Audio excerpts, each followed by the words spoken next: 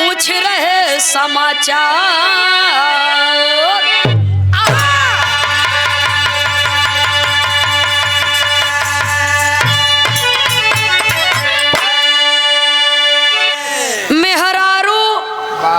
चाहे सतयुग के रही हो, चाहे त्रेता के, चाहे द्वापर के, चाहे कलयुग के, ये बहुत नरम दिल के होती। हाँ, बहुत गर्म होती जल्दी। केहू के कुछ कहती नहीं, दो बात सही सुन के अपने रोजमर्रा के जिंदगी में कार्य में व्यस्त रहती हैं। सुनने वाले बाबूजी तो सहाय के सुनने के क्षमता बा, लेकिन अगर हद से ज्यादा बात बढ़त तो मेहरारून के मन के जैसन क्रोध भी केहू के अंदर नहीं होते। सुनने वाले श्रोता सज्जनों, फूल से नाजुक है, पत्थर से टाइट है, खिलना मुरझाना प्यारे, ये तो बिल्कुल राइट है। और जब गुस्सा जाती तो इनारा कुआं तो 5 मिनट में नाप ले ही, तनको समझ न लगे कजनी कितना के देखा है बाबूजी, मारे गुस्सा में ट्रेन से जाए के लड़ी जाती। बड़ी बहादुर हो, इतनी बहादुर होती जितनी आत्महत्या औरत कैले थी मर्द नहीं कह सकते जिंदगी में। इतना नहीं, देश के आजादी बदे लड़ाई भी लड़ी है बाबूजी हमारे देश की वीरांगना। देश के वीरों से के कंधों से कंधा मिला करके उन्होंने लड़ाई भी लड़ा है। तो इतिहास भी इस बात का साक्षी है। वैसे एक औरत है माता पार्वती, कैलाश पर्वत पर विराजमान, पतिदेव नाराज हो कि कजनी कहाँ चला गए, उदास बैठी हैं। हुआ क्या मास्टर साहब, एक लाइन गजल का भाव है।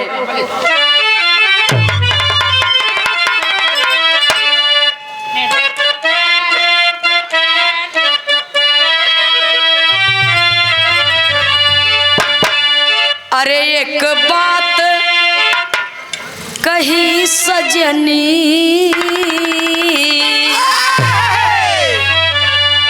एक बात कही सजनी, गठिया चुनरिया में, एक बात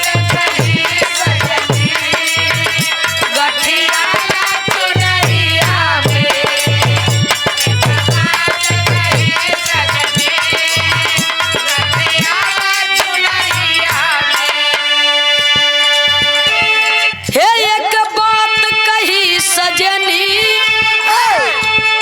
गठिया चुनरिया में,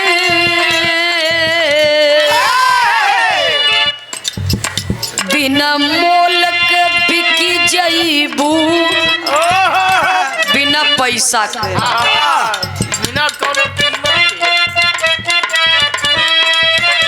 बिना भाव के बिकी जईबू, माया के बजरिया में,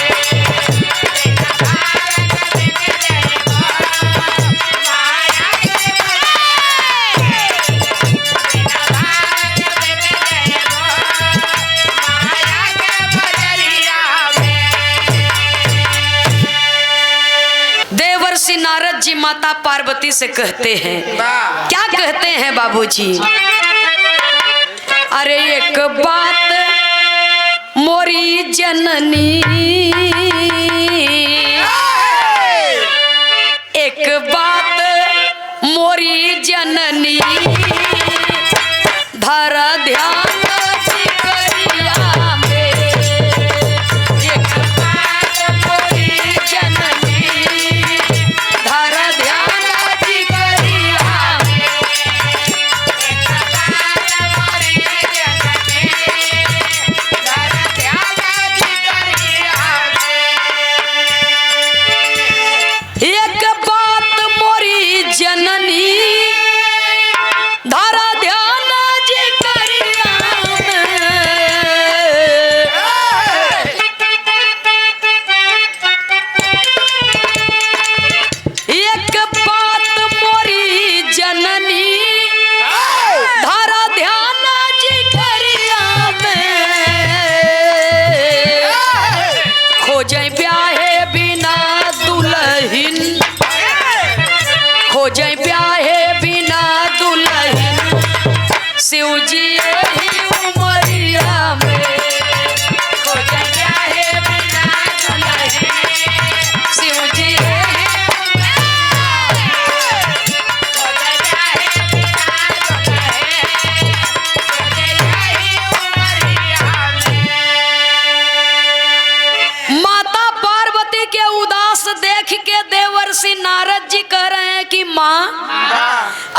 मुखमंडल मुरझाया हुआ क्यों है? आपका चेहरा उदास क्यों है? माता पार्वती जी कहते हैं का बताई नारद, आज 1 महीना हो गया। कह रही है कि आज 1 महीना हो गया बिना बताए बौरहू घरे से गायब। कभो सांझ के टाइम में आवत ही कोनो कोनो दिना अइबे नहीं करते, यही बदे हम उदास हई। नारद जी कहाँ हमें मालूम बा कि बाबा कहाँ गए हैं, कहाँ गए हैं? आपको छोड़ करके गए हैं दूसरी औरत की तलाश में। तब पुरनिया दादा लोग एक ठे बात कहे हैं, जह दिन नारद कुछ न पावे हड्डी फेंक दो कुकुर लड़ावे। कहाई बदे चाहे जे जवन कहे सुनई बदे चाहे जे जवन सुन के अंदाजा लगावे, लेकिन वही नारद वह जमाने में नहीं, आजो के जमाने में बहुत नारद हैं। हर एक गांव में उनकर बात उनसे सुनने वाले श्रोता सज्जनों तो ऐसे नारद से सावधान रहिए। विरहा में कवि को संकेत करना पड़ा। नारद जी कहते हैं पिताजी गए हैं दुल्हन खोजने के लिए, दूसरी मेहरारू ढूंढने के लिए। माई पार्वती का खबरदार नारद, अरे मेरे पति के विषय में ऐसा आप कह रहे हैं, आपको लज्जा नहीं आती है? नारद जी कहा सुना, नारद कबो झूठ नहीं बोलते। एक बात हमें बतावा, जब से तू बियह के कैलाश पर्वत पर आई है, जब देखा तब तू ही भूखी रहा तू बाबा भोलेनाथ बरे। बाबा भोलेनाथ कब तो ही बदे भूखा पियासा रहे न? कहे नहीं नारद ये पत्नी धर्म है। कहा यही तो आपकी भूल है, आप व्रत क्यों रहती है? कहा मेरे पति की उम्र लंबी हो, लेकिन बाबा ये बदे नहीं व्रत रहते कि तू जल्दी से मरी जा, दूसर मेहरारू लिया वही कैलाश पर्वत पर राज हो गई। जब ये इतना बात सुनत है मैया बाबूजी, तब उनका मन एकदम उदास हो गया और नारद जी से कहती क्या है? कवि को बिरहा में नया मोड़ देना पड़ा। कैसे मास्टर साहब कहना है?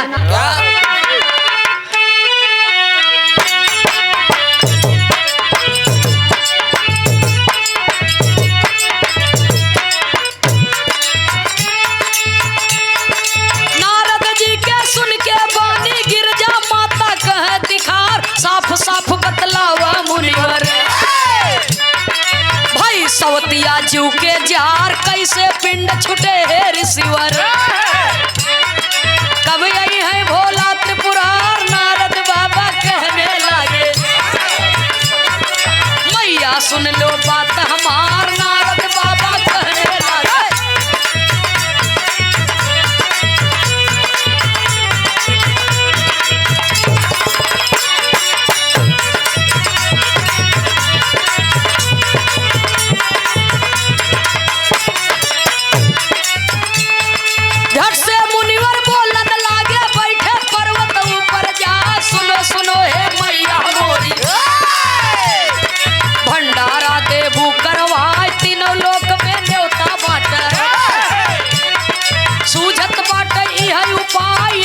कही के नारद चली भय, तब से शिव जी गई ले इतना कही के नारद चली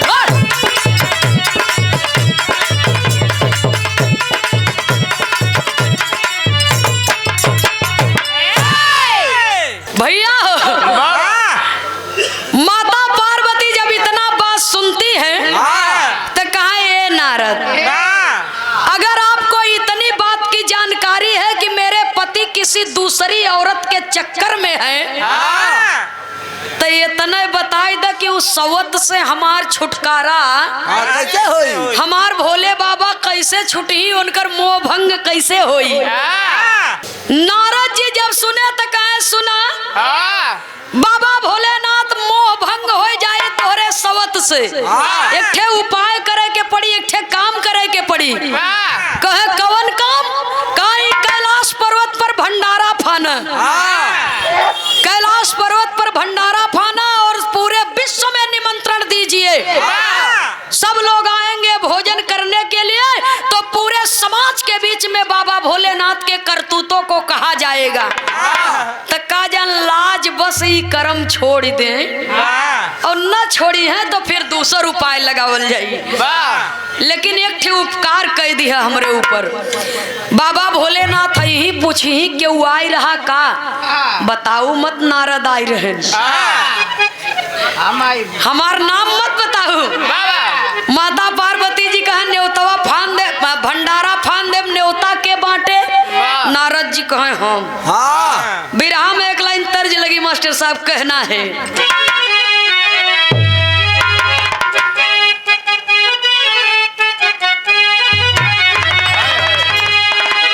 अरे हमार पैजेब राज हीरा जड़ादा,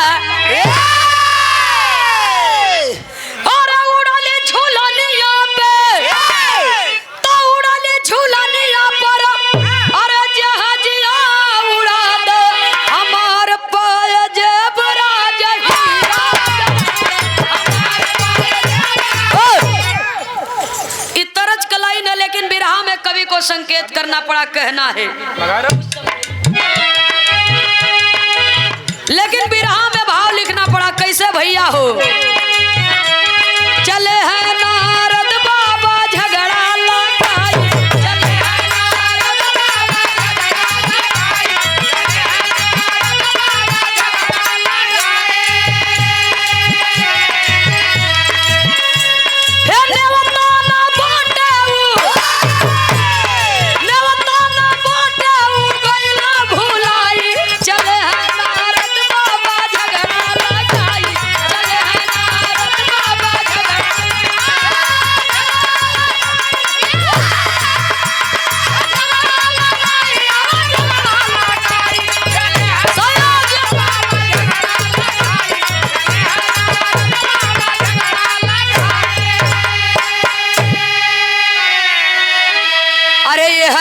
रची रची कराई तैयारी, घरवा के भेद नहीं जाने पुरारी।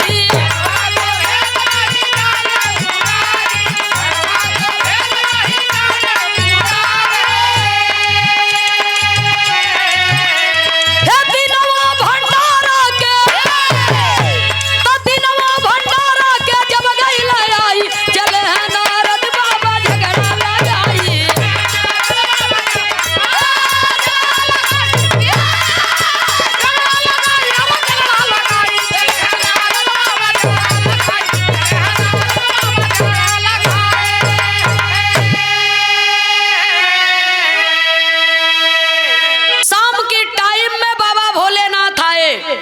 माता पार्वती उदासल बैठी हैं। क्या हुआ देवी, कोई बात है? बाबा आप इतना उदास क्यों है? माता पार्वती जी कहे तो से का मतलब बा, तू अपन देख, जहाँ घर है वही चला जा फिर से। कहा का तबीयत नहीं ठीक बा, हमारे न रहे पे कोई आए तो नहीं रहा? माता पार्वती जी कहे नहीं। जब कह दिया तो से का मतलब बा, तो से का मतलब बा? तोरे घर में हरारू लड़का परिवार का कोनो ख्याल नहीं बा, तो जा घूमा टहरा अपन मौज मस्ती करा, हमरो जोन मन करे वही हमहू करब। जा करके बैठ गए बाबूजी। इधर भंडारा फन गए, न्योता बांटे के ठीका नारद लिहन में हरारू मर्द में झगड़ा तो लगवाई दिहन, लेकिन बिसर गए क्यों को न्योतवई न दिहन। किसी को निमंत्रण नहीं दिए तो हुआ क्या? कवि को विरहा शैली में टेरी के भाव में लिखना पड़ा, कहना है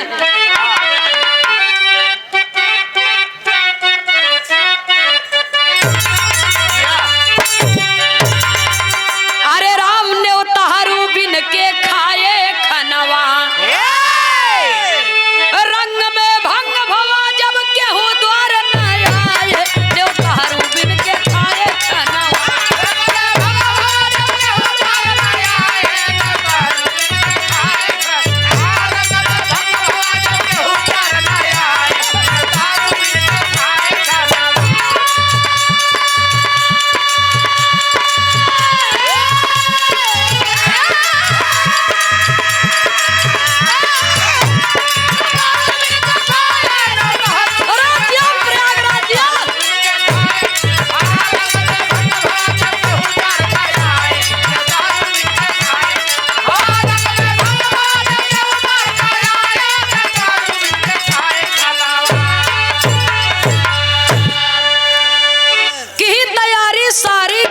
भोजन से भर गया भंडार, की तैयारी सारी गिरजा भोजन से भर गया भंडार, की तैयारी सारी गिरजा भोजन से भर गया भंडार। खबर चली जबकि भोला के मन में सोच रहे त्रिपुरार, गांजा के सब नशा उतर गई, गांजा के सब नशा उतर गई। घर के जब जाने समाचार, घर में गिरजा घबरानी जब सांच की सोना लगा दुआर। भंडारा एकदम तैयार बा बन के, भोजन तैयार बा भंडारा में। एक जने के 1000 जने के तो बातें छोड़ दे, पूरा दुनिया के मनइन के खाए बदे भोजन तैयार, लेकिन खवैया का पता नहीं बा, एक को न्योतारी के पता नहीं बा। सेवा में श्रीमान बाबू माधव यादव जी ग्राम सारंगा से सादर 101 रुपया दे करके सम्मान किए, बहुत बहुत नमन। जय श्री कृष्ण। खवैया के पता नहीं बा, माता पार्वती नारद जी के बोला के कहा है बाबा अरे भोजन तैयार बा, लेकिन एको न्योतारी नहीं देखा था। तब नारद जी के ध्यान आए, कहे नारायण नारायण अरे बाप रे बाप, हम तो न्योता फन बटवावे के ठीका लिहा, लेकिन एको जने का न्योतवे नहीं भेजवावा, न स्वयं कहीं किसी के पास गया। अगर माता पार्वती जी जान जाही तो हमें श्राप दे देही। तब बुद्धि लगावत है कि चिंता मत करा, बड़ा तेज घाम लगत बा, वही तनी जुड़ हो जाई तब लोग आई है भोजन करे बदे। बिरहा में एक लाइन तर्ज लगी, मास्टर साहब कहना है,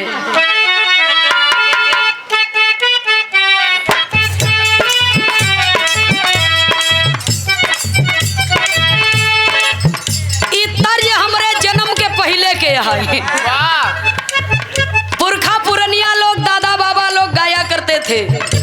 एक ठे नई नवेली दुल्हन खेते में गई, गोबर फेंक, जब गोबरा फेंक के लौटे लगी तब बगलियां ऊख बोई रही, ओकर चूहे के मन कह दिए तो ऊख तोड़ के ली आवत बा, ओकर पाती छील के फेंकत बा।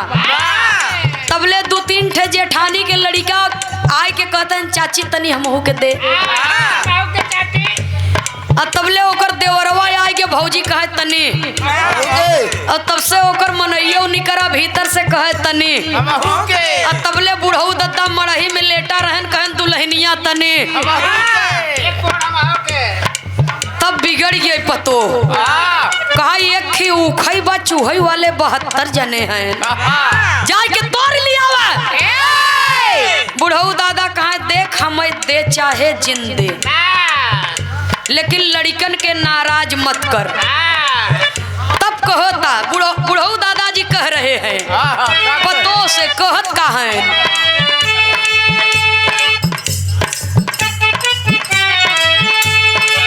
मजाकिया अंदाज में कह रहे हैं, और कहते क्या है, कहा अरे ऊपरा के तोड़ के लारी कावन के दई दे,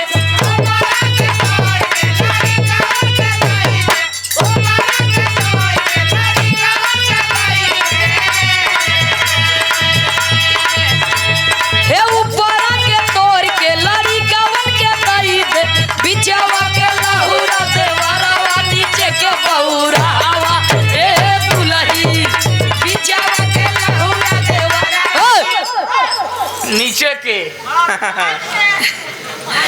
लेकिन बिरहा में भाव देना पड़ा, कहना है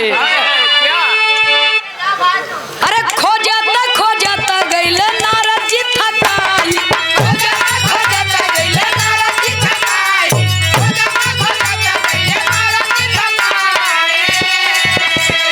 कुंभ ऋषि राह में भेटैल गजब होई गईल हरी।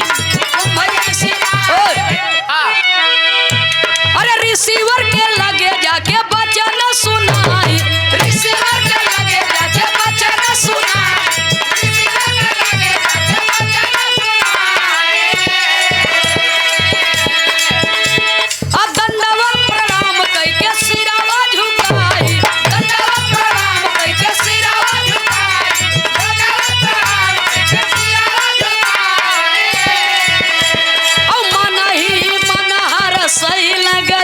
होई गई हरी मनही नगर सही गजब होई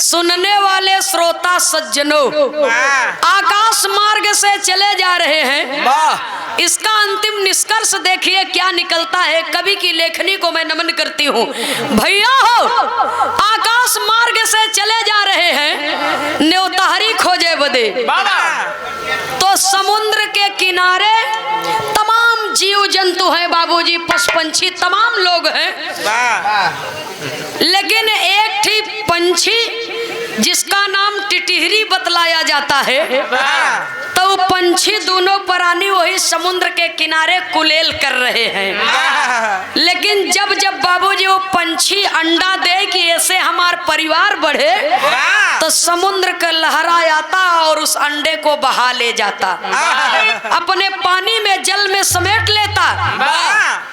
तो पंछी दोनों प्राणी प्रतिज्ञा किए कि तुम इतने बड़े अहंकारी हो, इतने बड़े घमंडी हो, तुम्हें अपने जल पर घमंड है, अपने गहराई पर अहंकार है, तुम मेरा परिवार नष्ट कर दे रहे हो। कमजोर समझ के हमारे ऊपर जोर अजमावे के बाद तो हम लोग तोहके सुखवाई देबे, तो हर जल सुखा जाई।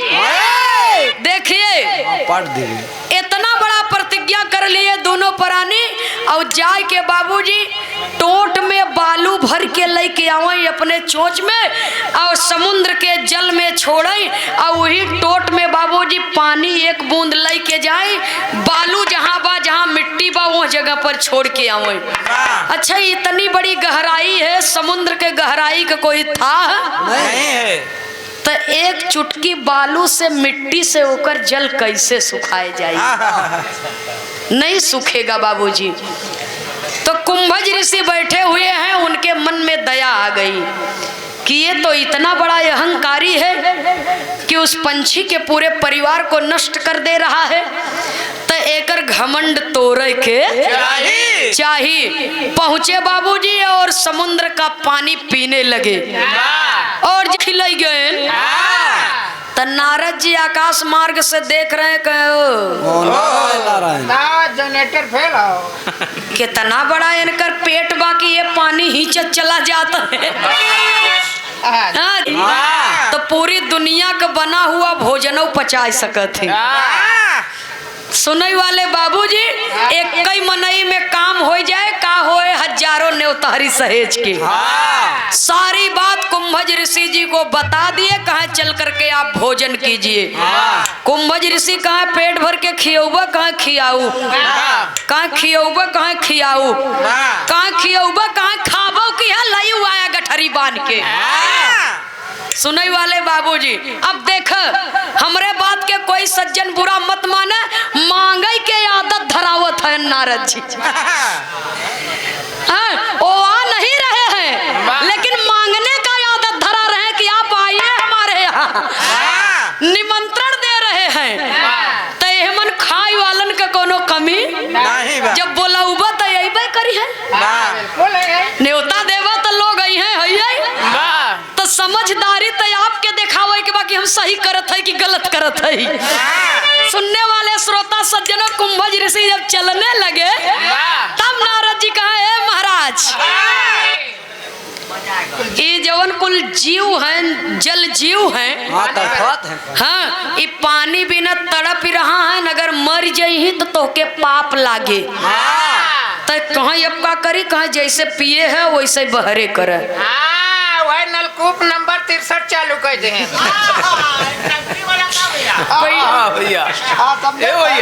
तो लघु शंका करके पेशाब के रास्ते पानी बाहर निकालने लगे।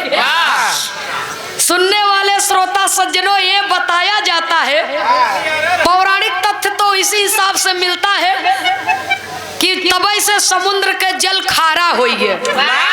अब कुछ दिन पहलवा एक कार्टून निकला रहा कि चक्की चक्की आटा निकाल, चक्की चक्की नमक निकाल। हाँ, ये कार्टून निकला था बाबू निकाले थे और नमक का चक्की समुद्र में चले लगी और आज तक चलता ही बा, यही वजह समुद्र का जल खारा है। सुनने वाले श्रोता सज्जनों, लेकिन नमक कहाँ से पैदा होता? समुद्र से, उसी समुद्र से। तो उसको श्राप मिला समुद्र को कि आज के बाद तुम्हारा जल कोई ग्रहण नहीं करेगा। नहीं करेगा। नमक की उत्पत्ति होगी तुम्हारे जल से, लेकिन वो भोजन में ज्यादा हो जाए तो बेस्वाद हो जाएगा। समुद्र पानी से नहा लेकर खजूली ना हुए भैया सुनने वाले श्रोता सज्जनों, समुद्र का जल खारा हो गया। पहुंचे बाबूजी कैलाश पर्वत पर। हुआ क्या? यहाँ पे हमारे इलाहाबाद प्रयागराज का खाटी तर्जबा तय बढ़िया से बता के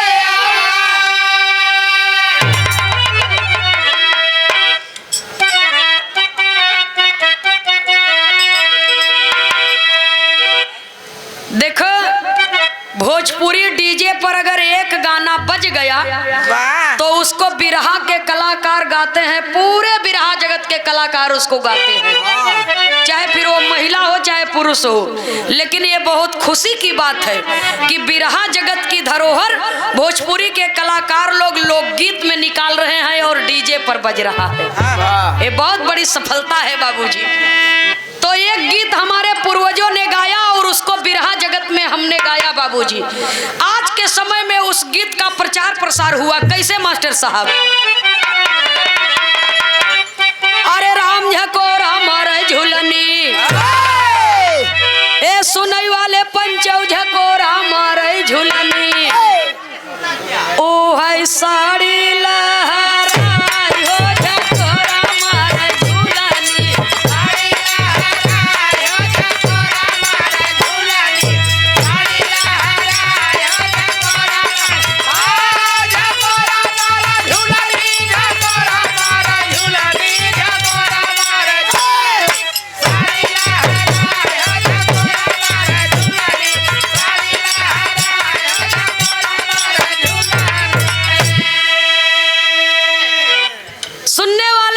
सज्जनों, लेकिन बिरहा में कवि को संकेत करना पड़ा, कहना है ए बाबू भोजन वही करई हो राम भोजन वही करई, दुआरे बैठे ऋषि राई भोजन वही करई, दुआरे बैठे ऋषि राई भोजन वही करई, दुआरे बैठे ऋषि राई भोजन वही करई।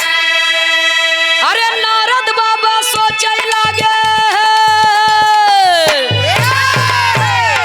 नारद बाबा सोचे लागे मन में हरसाई भोजन वही करई, दुआरे बैठे ऋषि राई भोजन वही करई, दुआरे बैठे ऋषि राई भोजन वही भोजन वही करई, भोजन वही करई, भोजन वही करई, दुआरे बैठे ऋषि राई भोजन वही करई, दुआरे बैठे ऋषि राई भोजन वही करई। अरे कुंभ ऋषि के आगे जब किया आई गई पतरिया,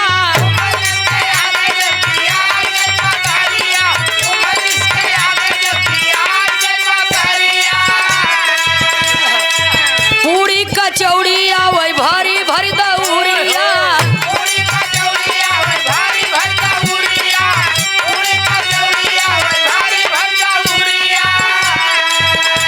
हे पूरी नहीं पहुँचे तब पूरी नहीं पहुँचा, सब्जी जात बाओराई भोजन वही करई, दुआरे बैठे ऋषि राई भोजन वही करई, दुआरे बैठे ऋषि राई भोजन वही करई, भोजन वही करई, भोजन वही करई, दुआरे बैठे ऋषि राई भोजन वही करई, दुआरे बैठे ऋषि राई भोजन वही करई। समय का अभाव है, इसलिए तर्ज के छोड़ा कहानी बताई के गाना आगे बढ़ जाए बाबूजी। सुनने वाले श्रोता सज्जनों जरा गौर करना, भोजन करे बदे कैलाश पर्वत पर बैठ गए और जब बैठ गए एक जने आए ने की पत्तल रख के दूठे, एक की पत्तल रख के जब जाए लागे तब कुंभ ऋषि उन्हें देखत हैं, ऊपर से लेके नीचे तक निहारत हैं, कहे इधर आओ। पत्तल परसई वाला आय का महाराज जी पतरी धोई नहीं का लगत पत्तल जोन दिए है वो धोई नहीं बका का धोवे के बाद छोड़ा एक पत्तल में काम नहीं चलेगा। ए भैया का बात बा एक पत्तल में काम नहीं चलेगा बाद में बना लिया जौन होत बा तौन होत एक पत्तल में काम नहीं चलेगा काहे कैठी लेबा अब देख दरवाजे पर बुलाए लिया अब बुलाए के बाद अत्याचार कर रहा है ई नहीं कि प्रेम से जवन मिले ओके खाए के उठ जाई काहे कैठी लेबा पत्तल परसई वाला जब इतना बात सुन सोचा था बाबूजी कहता तो कुंभज ऋषि कहा जितना है उतना रख दो। पतरिया परसई वाला सोचा था बाबा जी मैं जन पतरिन खही का ऐसे टाट पट्टी की नहीं बिछाए के बढ़िया आराम से कुछ दूरिया पर बिछाए के बैठ गया ना कुछ ऐसे बिछाए के आराम से गोलाईदार बढ़िया बनाए के कहन ले आओ भोजन परसिए। अब जब गए बाबूजी भोजन बदे तो दूठे कचौड़ी है तनी सब्जी धई दिहन शुरू करिए महाराज जी। जब दूठे कचौड़ी इतना सब्जी रखन तब तक कुंभज ऋषि बिगड़ गए मोछा देख के काम करे गर्दना देख के काम करे मुझे खात आजकल खाए है ये जे करे रहे वही के खाए तो हर सब का खाए तू सब तो मोछ मुंडा है हम लोग मोछा घरे दई का है नहीं नगद में नहीं है तू कौनो दिन घरे चल पता लग जाए भैया सुनने वाले बाबूजी तब कभी को संकेत करना पड़ा कुंभज ऋषि कहा दूठे कचौड़ी में काम ए महाराज कितना लेब कहा जा करके पूरा खांचा उठा लाओ झुआ में खांचा में जवन कचौड़ी रखा वाला हुआ दू जने गयन बाबूजी कहीं आओ भाई हरे तनी सहयोग कर पूरा का पूरा खांचा ही ले आन धई दिहन कहीं जाओ सब्जी ले आओ दिहन बड़ा जोर चिल्लाने कहीं सब्जी ले आओ महाराज आलू बनने जाता सुनई वाले बाबूजी लैन कराहा के सब्जी धई देन फिर चिल्लाने काहे पूरी ले आओ महाराज रिफाइन घट गई बाग ले आवे बाजारे से अच्छा सूरदास जी ओह जमाने में रिफाइंड रहा होए अरे रिफाइन से बढ़ के कौन चीज रहा हो कुल चीज रहा होए हम आप लोगन के बता दे एक ठे उदाहरण भी दे दे आज तमाम बाजार में लिखा रहता है कि आपकी नजर किधर है मधुशाला की दुकान इधर है। तो आज के समय में मधुशाला वह जमाने को सोमरस सब चीज रहा सिर्फ नाम बदल गया है बस इतना फर्क बा समझदारी के फर्क। श्रीमान भानु मौर्य जी बिसहा से पूज्य बाबूजी की ओर से सादर 51 रुपया दे करके सम्मान किया बहुत बहुत सादर नमन करती हूँ प्रणाम करती हूँ आशीर्वाद की कामना करती हूँ। सुनने वाले श्रोता सज्जनों कवि को संकेत करना पड़ा 3 हिस्सा भोजन चुग माता पार्वती परेशान नारद जी के बोलाए के कहे नारद एक बात बतावा अब इनके की नहीं कई खवैया हैं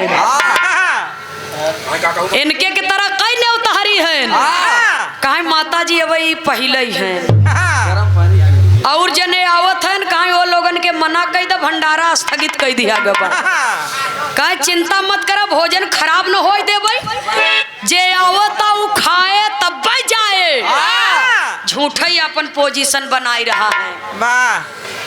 माता पार्वती जी कहा जब बचबई न करे तो का खई कईयो जन्म का भूखा हैं नारद जी मर्यादा लेवे है दरवाजे के कुछ उपाय लगावा कहीं हम कुछ नहीं जानी जा बाबा भोलेनाथ के लगे बाबा भोलेनाथ के पास में पहुंचती हैं तो बाबा भोलेनाथ ने कहा कि हमसे का मतलब बा जा नारद जी भंडारा फनवाए रहे नो नहीं लगे जा हमसे का मतलब बा जब हम पूछा कि कोई आई रहा का कोनो दुख बा का हमसे बतावा तो कहू तो से का मतलब बा तो हमसे का मतलब बा का है प्रभु मतलब ये बदे रखे के पड़ी अरे दुनिया के सुनी तो ताना मारी हो कि दुनिया का दान देवे वाला भोले दानी के यहाँ भंडारा फना एक ऋषि का पेट नहीं भर सके काई नारद जी चुगली लगाई के फंसाए दिए हैं। इनसे तनी सावधान रहा करा। जा तू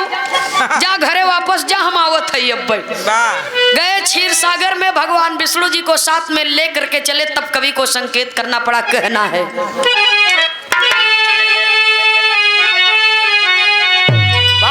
अरे चले रमापति अपन बदले चोला भोला के साथे, तो चले रमापति अपन बदले चोला भोला के साथे, और बन के भिक्षुक बगल में टांगे झोला भोला के साथे।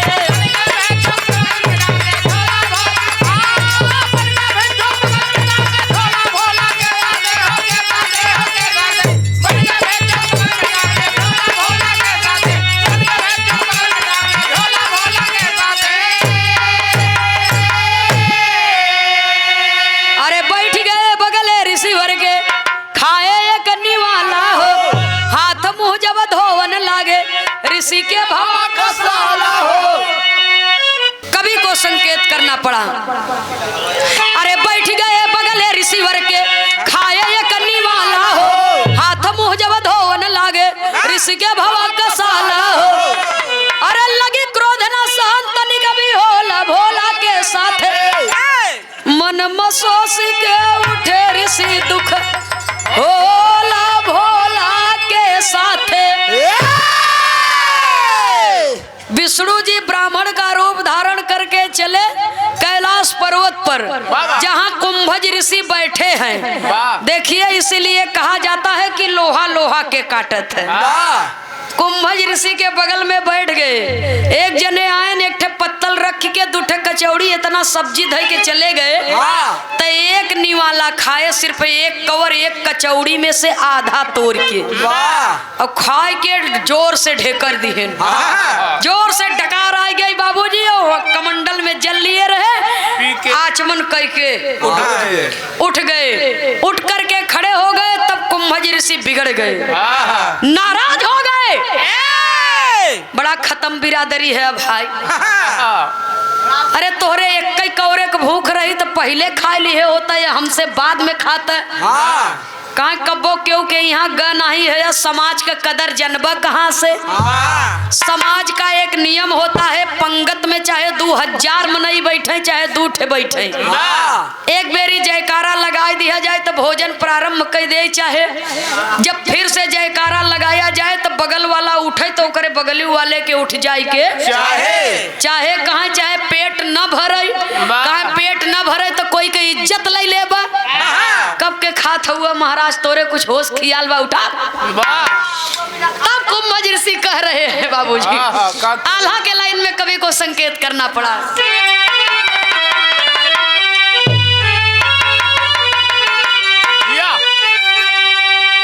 अरे धन्य धन्य भगवान तोहरी माया क्यों न जाने भैया,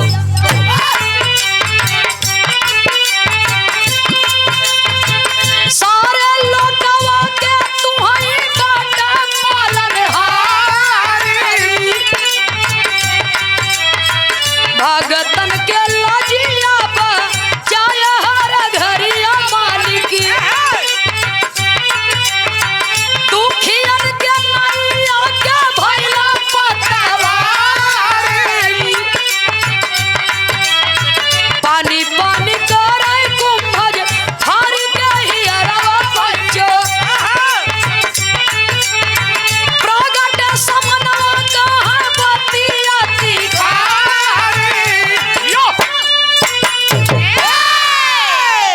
जब अपने असली रूप में आए तब कुंभज ऋषि कहा तू है या तुहार कई। जब देखा तब अड़ंगा डाले रहा था, कम से कम क्यों के खाए देवा करा कायदे से, पेट नहीं भरा तब से आ गया कजनी कहाँ से। तब वही विष्णु जी कहते हैं कि ऋषिवर आपका पेट इस दुनिया में कोई भर ही नहीं पाएगा। तो उठ करके खड़े हो गए और बड़ा जोर से चिल्लाते हैं, नारद पानी लाओ। खराब हो गए बा होए भैया। सुनाई वाले बाबूजी कहा पानी ले आओ। तो नारद जी सोचे थे समुद्र के पानी से नहीं प्यास बुझी, तो घड़ा दुई घड़ा में तो इनकर प्यास एकदम न बुझे। तो वही गए और दंडवत प्रणाम करके चतुरई लगावत हैं, चालाकी दिखावत हैं। कहे महाराज क्षमा की है, पूरी के न्योता दिए रहे, पानी के न्योता नहीं रे। अब तो उनके एड़ी से कपारे तक बाबूजी खून सुलगई लगा। वही विष्णु जी कहते हैं कि आप चिंता मत करिए ऋषिवर, मैं आपको पानी पिलाऊंगा, समय आने दीजिए, मैं आपको जल पिलाऊंगा। तो पानी पियावे का टाइम कब आवत बा, कभी को संकेत करना पड़ा, कहना है मास्टर साहब।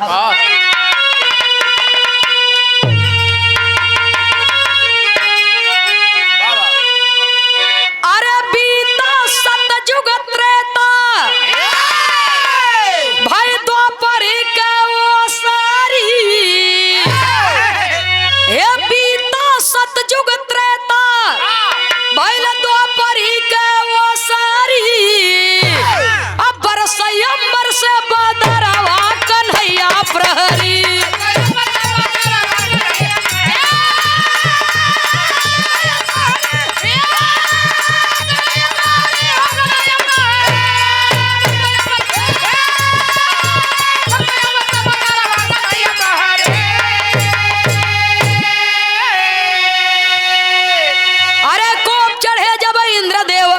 अपनी पूजा न पाए,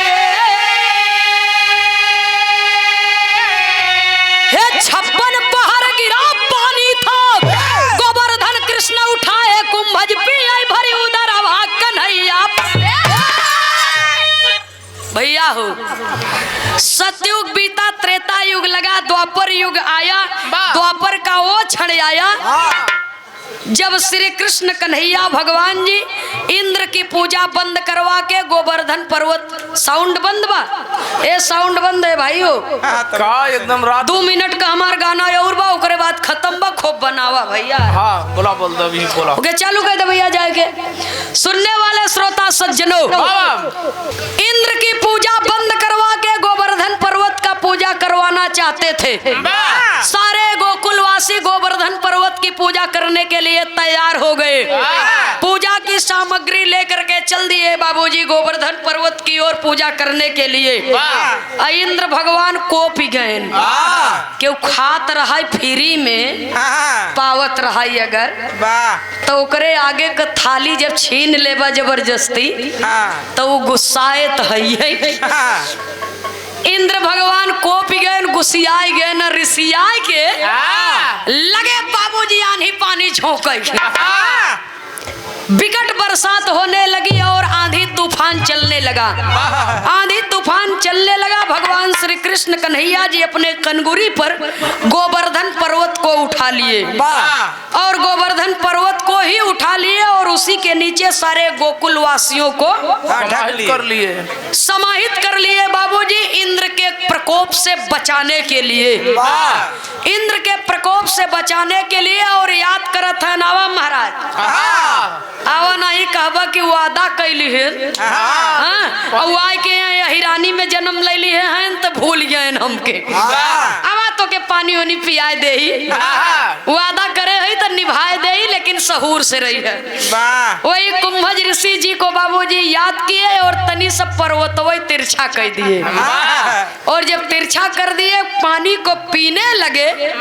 सुनने वाले श्रोता सज्जनों, इसीलिए कहा जाता है जहां न पहुंचे रब वहां पहुंचे कब। कभी की खोज इसी जगह पर मिलती है भैया हो कि 56 पहर पानी बरसा था, दिन रात मिलाए के 8 पहर 8 सत्ते 1 हफ्ता जब रात दिन पानी बरसता ही रह गया। और जब पानी बरसत रह गया बाबूजी तो 56 पहर पानी का मतलब कि धरती रसातल में चली जाए। चाहे जिस वेग से बरसात हो रही थी, थोड़ा सा तूफान आ जाता, 2-3 दिन अगर पानी रिमझिम लगा बा तवन तो मनई से बर्दाश्त नहीं होते। हाँ? लेकिन 56 पहर पानी वो विकराल रूप था बाबूजी, आंधी और पानी के। तो 56 पहर के पानी बरसा तो उगा कहाँ। तो कुंभज ऋषि जब पानी को पीने लगे, श्री कृष्ण कन्हैया यदुकुल नंदन यदुकुल भूषण 16 कला अवतारी भगवान ने कहा कि और पीबा महाराज। कह तनी सा और एक आध घूंट पियाए देता। और 56 पहर बीतते बीतते बाबूजी उनके तन बदन के मन की प्यास बुझ गई, इच्छा की तृप्ति हो गई, क्योंकि समय उनका समाप्त हो गया, समय पूरा हो गया। जब पानी पी लिए बाबूजी, मन की प्यास बुझ गई, इच्छा की तृप्ति हो गई, तो कहते हैं कि धन्य है प्रभु आप, और धन्य है आपकी भक्ति करने वाले भक्त, और सारे गोकुल वासियों को आपका आशीर्वाद ऐसे ही मिलता रहे। सुनने वाले श्रोता सज्जनों, तो जब गोवर्धन पर्वत को उठाए थे तो नाम तो कई है, मुरलीधर कृष्ण जी, कन्हैया भगवान, गिरधारी, गोवर्धनधारी, नटनागर, नटनागर, नटनागर, चक्रधारी, बनवारी, गिरधारी, गोवर्धनधारी, नटवर, नंदलाल, तमाम नाम है बाबूजी। तो जब गोवर्धन पर्वत को उठाए थे अपने कनगुरी पर, तब से उनको गिरिवरधारी या गिरधारी या गोवर्धनधारी के नाम से जाना जाने लगा। और ये आप लोग मना रहे हैं पूजा बड़े प्रेम पूर्वक से, और ये हर्षो उल्लास देख करके मैं आप सबके श्री चरणों में सादर नमन करती हूँ, बारंबार प्रणाम करती हूँ बाबूजी। और मालिक करे कि ये कार्यक्रम ऐसे ही चलता रहे, समाज में एक दूसरे के प्रति सम्मान बना रहे, एकता और अखंडता बनी रहे। सुनने वाले श्रोता सज्जनों, भगवान श्री कृष्ण ने कहा कि जो भी मुझे हृदय से पुकारेगा मैं उसके सामने अवश्य आऊंगा, लेकिन हमारा आपका अखियां स्वार्थी न हो, हम स्वार्थी नजरों से भगवान को देख नहीं पाते। इसीलिए संत महापुरुषों ने बताया कि संत जन के सत्संग से मिले लगियनवा, नर सेवा नारायण सेवा जाने साधु जनवा, उहवा से केहू करिया गोर नाही होई, बिना सतगुरु दियना यजोर नाही होई। जो समाज की सेवा कर लिया वो साक्षात परमात्मा का दर्शन पा गया, क्योंकि ईश्वर अंश जीव अविनाशी हर एक इंसान के भीतर बाबूजी उस मालिक का निवास है, उस ईश्वर का निवास है, परमात्मा का निवास है। फिर देखने का नजरिया अपना अपना है बाबूजी, सोचने का। आप स्वयं सोचिए और स्वयं देखिए, स्वयं विचार कीजिए और सही गलत का पहचान स्वयं कीजिए। आखिरी लाइन में गुरु घराने के परिचय के साथ में कवि को संकेत करना पड़ा, क्योंकि मालिक ने हमें और आपको इंसान बनाया है। आँख कान नाक मुंह दिए हैं, शरीर सही सलामत बा, यही बदे कि हम सही और गलत में पहचान कह सकी। आँख बंद करके केहू के ऊपर भरोसा करे के न चाहे अपन सगई कसन हो के, अपने से जरूर सोचे के चाहे। आखिरी लाइन में कवि को संकेत करना पड़ा, कहना है